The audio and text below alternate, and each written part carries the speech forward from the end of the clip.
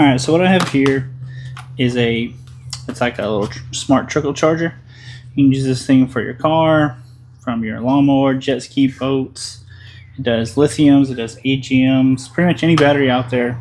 This thing can charge it. It's gonna do like a trickle charge, and it also has a repair button. But a brand sent me this. We're checking it out today. I got a battery right there, and I'm gonna unbox it, plug it up. I'm going to test it out on this battery. Okay, so this is how it comes right out of the box. You can see I just have it plugged up right now, not connected to the battery. And this says off because obviously there's no battery connected to it. And this is going to be an AGM battery. So you can see you hit this button here, it's going to go through all the settings.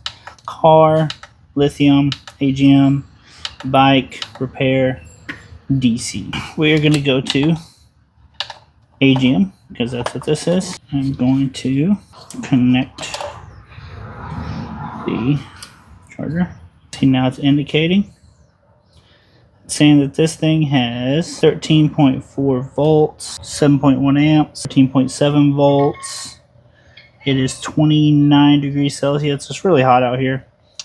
And you can see this battery is actually almost charged. It's 75%, and it's got the 100% blinking button here. So this thing's almost charged already, but it's good that it has an indicator letting you know how hot the battery is, or how hot it is, at least out of here.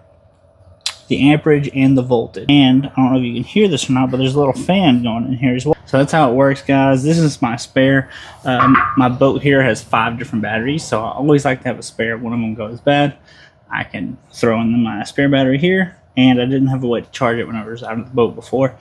So this is a really nice way to be able to charge this thing whenever the battery's not in the boat and I need to make sure my spare is charged.